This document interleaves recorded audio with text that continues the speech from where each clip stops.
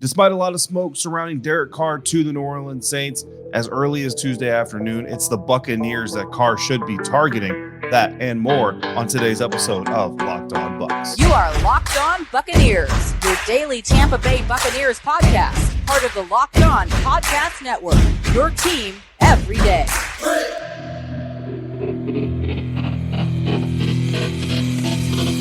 What's up, Bucs Nation, and welcome to today's episode of the Locked On Bucs podcast, part of the Locked On Podcast Network, your team every day. We are your daily podcast covering the Tampa Bay Buccaneers, and we are free and available on all platforms, including YouTube and the 10 Tampa Bay Plus app on your Roku or your Amazon Fire Stick.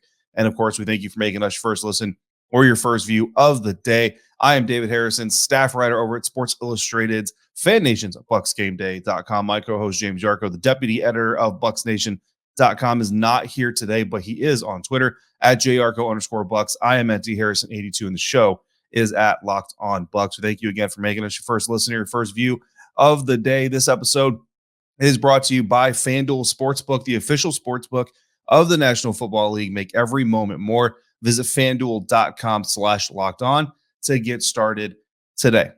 The list of candidates interviewed by Tampa Bay to be their next offensive coordinator is up to 10, with one candidate actually pulling himself out recently. It's time to re-rank the candidates because one may sign as early as Wednesday. But before we talk about that, news could be coming fast and furious, guys. Make sure you're staying tuned. Be subscribed, follow us on Twitter, all the good stuff, because despite the fact that the Tampa Bay Buccaneers are reportedly open to giving Kyle Trask a serious look for their starting quarterback job, it would be smart for Derek Carr to have his people reach out to the Buccaneers, if the Buccaneers have not reached out, to even have some conversations and see if they can't change their minds. And it would be wise for the Buccaneers to listen, because they're likely going to see him one way or another, because as we're getting down to the short list of candidates for Derek Carr to sign with, again, expected to be released Tuesday afternoon after not being able to convince, I guess, the Saints and Raiders to agree to a trade. Not surprised that that's how that worked out.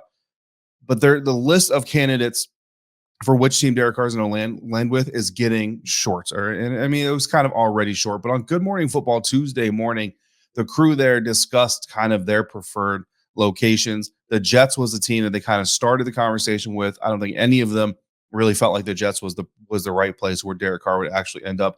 I agree with that sentiment. We kind of talked about it here on this show. I think Aaron Rodgers, once he gets back from his retreat and decides that he wants to play for at least another season, I think he ends up getting traded to the New York Jets, joins Robert Saleh, rejoins Nathaniel Hackett, his offensive coordinator from Green Bay, who is now the offensive coordinator with the Jets. And I think that's Aaron Rodgers' job. So when you look at, if you take the Jets off the board, now you're really looking at the NFC South teams. And Devin McCourty said this is where he would have Derek Carr. If he were Derek Carr, this is where he would focus on for multiple reasons. But specifically, McCourty mentioned the Saints and the Panthers as the two teams that he would kind of have his eye on in the NFC South. But I wanted to include the entire NFC South. And I wanted to kind of see if there was a way we could kind of rank not so much which team would go after him. We talk about that a lot, right? Are the Bucs going to go after Carr? Are the Saints going to go after Carr? But I want to kind of flip this view a little bit. If you're Derek Carr, which situation is really the best one? And I think off the cuff, it's easy to say, well, the Tampa Bay Buccaneers just won the division. They just lost Tom Brady. So, obviously they're the number one team coming into the offseason. That's the number one team. But I wanted to get beyond just the immediate assessment, get beyond the surface and kind of evaluate this thing and see if I can come up with a kind of a measurement to put this thing together. So I came up with what I call the economic environment of each team in the NFC South. And to get this figure, this ranking, I took multiple, I think there's 6 total factors into account. And so we're going to start with some of the factors that Devin McCourty talked about. The first thing that Devin McCourty talked about on Good Morning Football, identifying the NFC South as the premier location for Derek Carr to consider, was the fact that he'll be the best quarterback in that division. And that is flat out true. I mean, when you look at the quarterbacks that are currently under contract, projected to be starters for their team, the Carolina Panthers are looking at Jacob Eason. The New Orleans Saints are looking at Jameis Winston, but there's a lot of smoke around maybe Jameis Winston won't be with the New Orleans Saints for much longer. So if Jameis leaves, the only other quarterback under contract is Jake Luton. The Falcons have Desmond Ridder. The Buccaneers have Kyle Trask. So, and I think no matter who you look at, you consider Derek Carr an upgrade from those guys. Even the young guys like Desmond Ridder and Kyle Trask, who really just haven't had a chance to prove themselves yet. Derek Carr, like where Derek Carr is today, Kyle Trask and Desmond Ridder probably need a year or two to get to that level, if not longer. Jacob Eason has kind of had some intermittent play here and there. Not that impressive. Jameis Winston, it looks like the Saints, at least Dennis Allen and the Saints, are pretty much out on him, which is a little bit confusing, but it is what it is. So starting off with our rankings, that's how I ranked it. I ranked Panthers the number one upgrade because I think he's the biggest upgrade from Jacob Eason to Derek Carr. That's the biggest NFC South team upgrade. The Saints are second because, again, they just apparently don't like Jameis Winston anymore. Jake Luton, not even really sure how to evaluate him, to be quite honest with you. I put the Falcons third here because Desmond Ridder has played, and that's a mixed bag of reviews, but there are some people who think that maybe the Falcons would be willing to move on from Desmond Ridder, at least for this year, if the right candidate comes around. So maybe that's Derek Carr. And then I put the Buccaneers last because, again, the reports are that they want to give Kyle Trask his burn and his opportunity. So if those are true, which where those reports are coming from, I tend to believe them, then I put them fourth as far as who would probably look for the biggest upgrade in their quarterback position. The second measurement that we used was the running game. Every quarterback, obviously you want your receivers and you've got some good ones, but you also want a running game to lean on. The Falcons were fourth in the National Football League in yards per run play, so they come in first in the NFC South in that category. The Panthers come in second with the 14th overall rush game there. The Saints are third with 22nd, and of course the Buccaneers fourth with the 32nd in the National Football League. But then on the flip side of things, you also need a defense. You look at these NFL teams that made it to the Super Bowl, the Eagles, the Kansas City Chiefs, their defenses didn't always show up, and certainly in the Super Bowl, a lot of points being scored, but were able to show up kind of when the time was needed the most. You want to have a defense if you can to lean on. New Orleans had the top scoring defense in the National Football, or in the NFC South division rather, 20.3 points per game, so they get the first ranking there. Tampa Bay 21.1 is second. The Carolina Panthers come in third with 22 points per game allowed, and the Atlanta Falcons fourth with 22.7. So with those rankings, kind of tallying this up almost golf style, right? So you want the lowest score possible. So if you're first place in one of these categories, you get 1 point. If you're fourth place in one of these categories, you get 4 points, and so on. So for example, the Buccaneers and their defensive rankings, just going with points because that's the most important stat, 20.3 points per game for the Saints. They get first place, so they get 1 point for that coming in first place. Tampa Bay gets 2, all those things. So if you look at those three measurements only, then the Buccaneers are actually last place. The Buccaneers come in last. They get 2 points for defense, 4 points for their rush offense. That's 6 points total. And then fourth place because Kyle Trask to Derek Carr institutionally seems like the shortest upgrade, I suppose. So again, looking at this from Derek Carr's point of view, you want to come to a team, if you want to take control, you want to come to a team that kind of views you as a massive upgrade over their current starter versus a minimal one. And again, with the reports that the Buccaneers want to give Kyle Trask the opportunity, that would give you the least wiggle room, therefore the least upgrade over the incumbent, if you want to call him that, even though Kyle Trask wasn't the starter last year. So and those three measurements right there, the economic situation, the team economic situation for the Buccaneers is actually ranked last here in the NFC South. So it would behoove Derek Carr to not want to go to the Buccaneers. But we're not done evaluating these teams, and what we have coming up is actually going to flip the script in a really serious way. That's coming up here on today's episode of Locked On Bucs. Today's episode of Locked On Bucs is sponsored by BetterHelp. When you are at your best, you can do great things, but sometimes life gets you bogged down and you may feel overwhelmed or like you're not showing up in the way that you want to. Working with a therapist can help you get closer to the best version of you, because when you feel empowered, you're more prepared to take on everything life throws at you. If you're thinking of giving therapy a try, BetterHelp is a great option. It's convenient, flexible, affordable, and entirely online. The best part for me is if you don't get along with your first therapist, you can move on to another one. No questions asked, no rate increases, no transfer fees, nothing like that. So it's a great program for anybody who needs to get that therapy but doesn't necessarily want to go to a person not all the time, fit it into their commute schedule, all those things. You just fill out a brief questionnaire and you'll get matched with a licensed therapist. And again, you can switch at any time. If you want to live a more empowered life, therapy can help get you there. Visit BetterHelp.com/lockedon today to get 10% off your first month. That's BetterHelp, HELP.com/lockedon.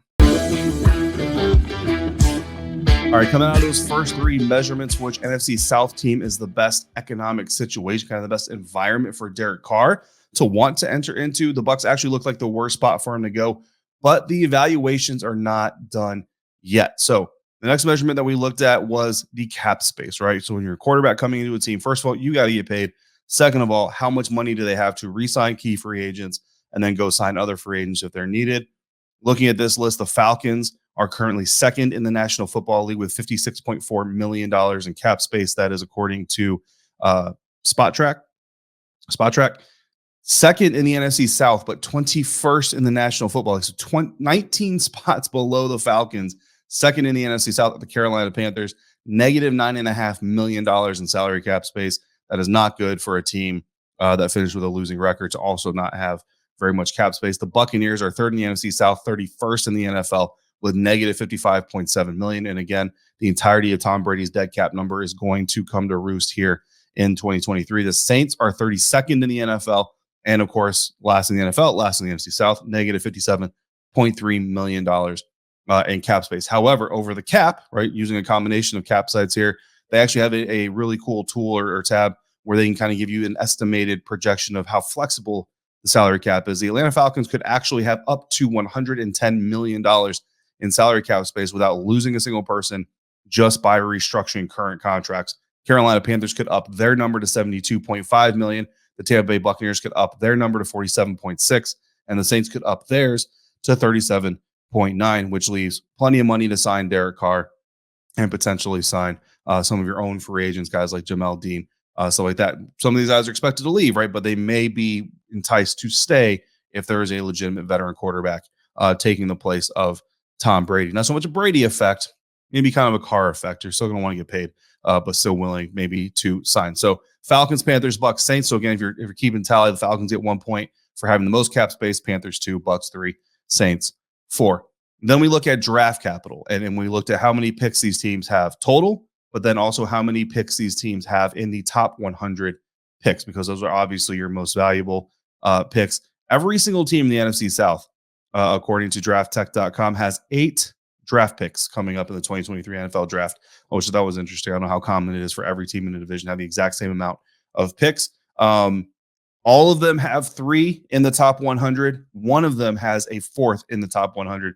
That is the Carolina Panthers. So the Carolina Panthers have 8 total picks, 4 in the top 100 picks of the upcoming NFL draft. The rest of the teams, Falcons, Saints, and Bucs, each have 8 picks coming up in the NFL draft. 3 of those are in the top 100. So for this one, we give the Carolina Panthers 1 point for having the extra pick in the top 100. All of the other teams tie at second, so they all get 2 points. There's no second, third, or fourth. If you want to go deeper into it, you could rank them by where their picks are. I suppose that would certainly be fair, and that would try and change the equation a little bit. But for this purpose, I rank them all tied for second because, again, you're within spinning range. So if you really want to get ahead of somebody, you have the capital to move up and do it. And then the final measurement that we used was who's most poised to win now. And I didn't so much go off of just last season's standing. So obviously the Buccaneers won the NFC South. They should be in first place. But I also kind of looked at how they did it, who they did it with. And for the Tampa Bay Buccaneers specifically, yes, you're losing Tom Brady, but let's be honest, whether it was scheme, whether it was offensive line,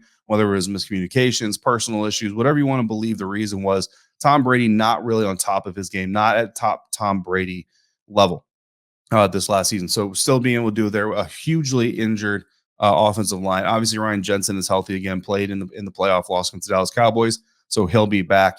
Donovan Smith, look, whatever he had going on, hopefully during the offseason, he can kind of get that ratified, get that rectified, and come back more focused next season. At left tackle, Tristan Wirfs will be healthier. He's still an all-pro caliber right tackle, arguably the best right tackle in the game today.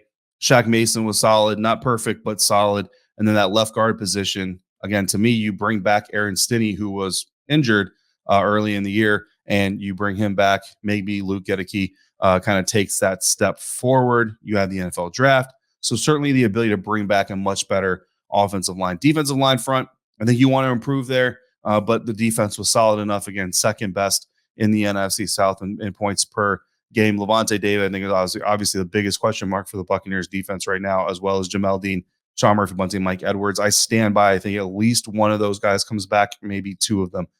comes back as well. But even if they're out, you have Carlton Davis, Antoine Winfield Jr., potentially draft a guy like Christian Gonzalez out of Oregon. If he makes it that far, Joey Porter Jr. is a potential option, a great press man coverage cornerback that would fit Todd Bowles' scheme as a cornerback very well. So I still look at the Buccaneers, even though you lose Tom Brady, you potentially might lose some of these free agents. I still look at them as a talented roster who did some fairly good things. Let's not get too hyped up here, but they won the NFC South. So part of your ability to win now is beating your own division. And when you look at the Saints, Panthers, and Falcons, you really just can't say all of the same things. Yeah, the Panthers went through a lot of quarterback turnover and headache and all that stuff, and they beat the Buccaneers pretty handily in that one game. But I mean, we all can kind of go back, point to more Buccaneers mistakes in that loss than Panthers successes. And then, of course, in the second game, they come back and get the win. So I kind of look at that. The Saints, they went through some injuries as well. I think they're going to move on from Michael Thomas this offseason, maybe bring in another receiver to help out Chris Olave. So giving them a quarterback would help. Their defense was pretty solid for the most part. And then the Falcons, I just think they're still kind of rebuilding and in that rebuild mode. So I have the Bucs ranked first in the win now category. Saints are second, Panthers third, and I have the Falcons at the bottom there. Now, the win now category, I actually gave a ×2 designator because I think that is hugely important for a guy in Derek Carr's situation. I don't think if you're Derek Carr, you're looking at a 5-year rebuild saying, yeah, let me be a part of that. I think you want a team that has some potential, but you also want a team that has the potential to win today, and that starts with winning your division. So, for example, the Buccaneers were first here, but they actually get 2 points. And that might not sound like it makes a whole lot of sense, but you got to remember the Saints also get 4 points for being second place, the Panthers 6 for being in third, and the Falcons 8 for being in fourth place. So to me, that's a huge discriminator, is which teams are poised to win now. And again, we're looking at this from the from the perspective of Derek Carr looking at these teams and which one makes the most sense for him. So when you put all that math together, guys, the Atlanta Falcons come in last with 21 points. The fact that they're not really in a win now mode in the NFC South kind of hurt them there. The Saints are actually third with 18 points, leaving the Bucs and the Panthers, which I think some people might be surprised that the Panthers end up there. But I think the draft capital situation plus the discrepancy in salary cap really helped them. The Panthers, at best, the Panthers still have almost $45 million in cap space more. So not only can they draft more top 100 players, they're drafting higher, but they can also go sign more players if they need to put around Derek Carr. And I think that's really where the Panthers kind of took that step ahead of the New Orleans Saints. But the Buccaneers come in first place with 16 points. So it's 16, 17, 18, Bucs, Panthers, Saints. So very close here. So, really, if you're Derek Carr, each of them gives you really good value, and each of them gives you the opportunity to do something good. But I think the Buccaneers kind of nose their way across the finish line first, and the Falcons, unfortunately, come in dead last there. So again, that's just kind of how I measured it. Again, I call it the economic ranking for each team in the NFC South, looking at this from a perspective of, if you're Derek Carr, which situation do you want to go into in the NFC South? I have the Buccaneers ranking first, the Panthers second, Saints third, and the Falcons in fourth place. That was sparked by a Good Morning Football conversation. I don't know. Hopefully you found it interesting. Honestly, it just kind of took a life of its own as I was writing this out. I found it interesting, so hopefully some of you out there also find it interesting. We will find out. Derek Carr, again, expect to be released Tuesday afternoon. There's a lot of smoke around the Saints, so who knows? Maybe at 4:05 or 4:25, we're looking at breaking news that he signs with the Saints. If you go off my metric and you agree with it, that would be his third best option in the NFC South. But again, it takes two to tango. If the Buccaneers are really in on Kyle Trask, they may not even be looking at Derek Carr. But still, the whole point is, I think if I'm Derek Carr, I look at this evaluation, and I tell my guys, call Jason Light. Let's see if we can work something out, because that is the best situation for me, Derek Carr, to be successful. Even if it's a 2-3 year deal, come in there for a couple years, maybe walk on that third year with no dead cap, and you go on. Maybe you get a ring in the process. Kyle Trask gets a couple more years to develop, and then he kind of comes in. Peter Schrager brought up the Miami Dolphins as a potential landing spot, which I thought was very interesting. And look, he's not completely wrong. He pointed to some of the success that the Dolphins had and Tua Tagovailoa's unsure physical health moving forward. So an interesting option there.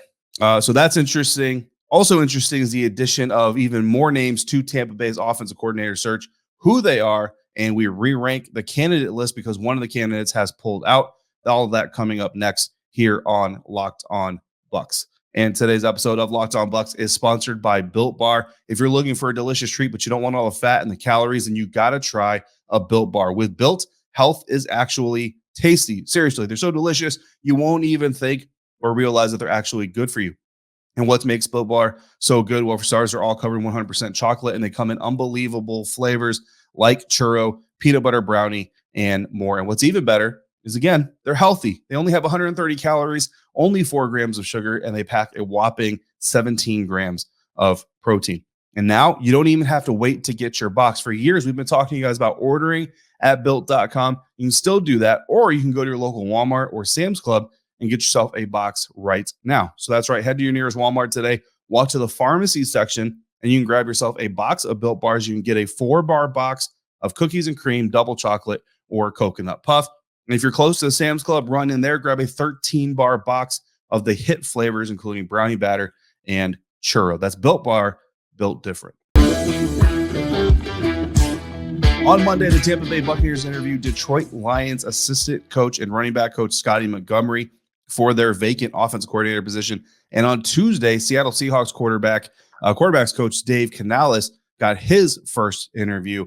These are just the latest names interviewed by the Buccaneers following the announcement that Cincinnati Bengals offensive coordinator, or quarterbacks coach rather, Dan Pitcher, is going to return to the Bengals in that current role. Undoubtedly, to me, that's in anticipation of Bengals offensive coordinator Brian Callahan likely getting a head coaching job next season, and then Pitcher would probably elevate into that position and continue working with Joe Burrow. Can't blame him for doing so. Plus, the Bengals just gave him a nice new contract, so some financial incentives there as well. Montgomery and Canales are the two latest candidates interviewed.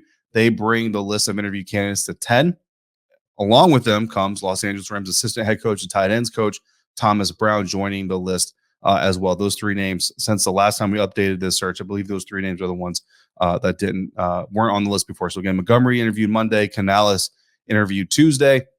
Brown is coming back for his second interview on Wednesday. According to Scott Smith's profile of Montgomery on Buccaneers.com, Scotty Montgomery, running back coach in Indianapolis for 2 seasons before joining the Detroit Lions staff, played and coached at Duke before that, played in the NFL for a short period of time with the Denver Broncos, coached in the college game for 10 seasons before joining the Colts and helping Jonathan Taylor become one of the best running backs in the National Football League. Also spent 3 years as a Pittsburgh Steelers wide receivers coach, intermingled in there as well. Thomas Brown, Los Angeles Rams coach on the Rams staff now for 3 years, running back coach in 2020, added the title of assistant head coach to that position in 2021, and then also became the tight ends coach, so assistant head coach, tight ends coach in 2022. Played collegiately at Georgia, was a 6th-round pick of the Atlanta Falcons back in 2008, coached in college for 9 years before joining the Rams staff. And according to the Seattle Seahawks website, Canales has been on their staff since 2010, so a lot of experience there. And he also worked previously with Pete Carroll at USC, so he's well-versed in paying players to play. A little bit of a joke. So again, Dan Pitcher out. We have some new candidates here looking at the new offensive coordinator rankings. I've got Thomas Brown first. And no, not just because I kind of brought him up on this show a while back after the Washington Commanders interviewed him. I kind of looked at his history, looked at where he came from, and kind of thought to myself, hey, that might be a guy the Buccaneers should be looking at as well. That's not the reason he's number one. The reason he's number one to me is because he's getting a second interview on Wednesday. Something interesting to note, he's getting another interview with the Carolina Panthers on Thursday. So if the Buccaneers let Thomas Brown out of the building Wednesday, they may lose him to an NFC South division rival on Thursday. So if Thomas Brown impresses on Wednesday, I'm not saying it could happen or will happen, but maybe keep your Twitter notifications on. You could have an offensive coordinator soon as Wednesday afternoon, Wednesday evening, if they want to keep him from traveling to Carolina to get that interview. Second, I'm going to go with Scotty Montgomery, not just because of recency bias, but look, in the last season, the Detroit Lions had 4 running backs that averaged 4 yards per carry or more. Came into the season expecting DeAndre Swift to be their primary guy. Actually ended up with Jonathan Williams being their primary guy. Then they had 2 other guys who just had to kind of get worked in there, either because Williams was getting banged up or needed a blow here or there. Like it was amazing. And 4 of those guys averaged 4 yards per carry or more. No Buccaneers running backs averaged 4 yards per carry or more. Imagine if Rachaad White could average 4.4 yards. That's a whole yard more than he averaged in his rookie season. that would certainly add a spark to the Buccaneers offense. And then third, I've got Dave Canales because while he kind of brings the pedigree that's kind of similar to what we've seen with the Buccaneers under Tom Brady, push the ball downfield, do those kinds of things. Seahawks running game hasn't exactly been the greatest during that tenure outside of Marshawn Lynch, and I think that is somewhat significant. So hiring Dave Canales would kind of be more of the status quo, kind of a familiar probably look to the Buccaneers offense that we've seen in years past. But it's hard to ignore Dave and his hand, right, in helping develop some young quarterbacks into effective NFL quarterbacks, and then even helping Geno Smith revive his career there this past season, winning the NFL Comeback Player of the Year award. So not my favorite candidate, but I do think that there's some merit there. I would rather see this team kind of go somewhere like a Thomas Brown, who again was running back coach with the Los Angeles Rams, had a very good running attack the year they won the Super Bowl. Scotty Montgomery, who obviously has kind of the pedigree with the Colts and with the Detroit Lions. I think Montgomery, honestly, is probably my favorite, but Thomas Brown getting the second interview, I think that's huge. So that's why I have him up there, number one. And then at the end of the day, I think the safety net, Todd Monken, he's talked to some other teams, the Baltimore Ravens, stuff like that, but I think Todd Monken is kind of the safety net candidate there. So Thomas Brown, Scotty Montgomery, Dave Canales, not necessarily my favorite order, but I think that's kind of the power rankings as they stand today. So stay tuned for that. Again, Derek Carr, by the time we talk again, Derek Carr may have a team. By the time we finish this week, the Buccaneers could have an offensive coordinator. So a lot of good things, a lot of things potentially happening here around the Tampa Bay Buccaneers. And we thank all of you for joining us for this conversation, for making the Locked On Bucs podcast your first listen or your first view of the day. We will be back with another episode here shortly. If you've got questions or topics you want to discuss, send those in to lockedonbucspodcast@gmail.com. We've got a couple of mock drafts from you guys. We love it. Keep them coming. We're going to hit those on Mock Draft Monday. Or you can DM your questions, comments, or mock drafts to the Locked On Bucs Twitter account @LockedOnBucs. For James Yarcho, I'm David Harrison. Until we speak again, make sure you're checking out everything being written over at BucsNation.com and at BucsGameDay.com. Also find us on Twitter @DHarrison82, @JRCO_Bucs, and @LockedOnBucs. If you're out and about, please be safe, be kind to one another, wash your hands, fire the cannons. Thank you for joining me right here on Locked On Bucs. Well, we said to stay tuned because news could be coming fast and often this week. And no sooner than we hit end on the last recording did Todd Monken get announced as the new Baltimore Ravens offensive coordinator. So the Buccaneers, your safety net is gone. So even more reason to keep an eye out tomorrow to see if Thomas Brown gets that job before they let him head to Carolina. Again, we'll have you covered here on Locked On Bucs. So just want to drop that little update at the end of this episode, and hopefully that's the last update, at least for a little while before the next time we speak again.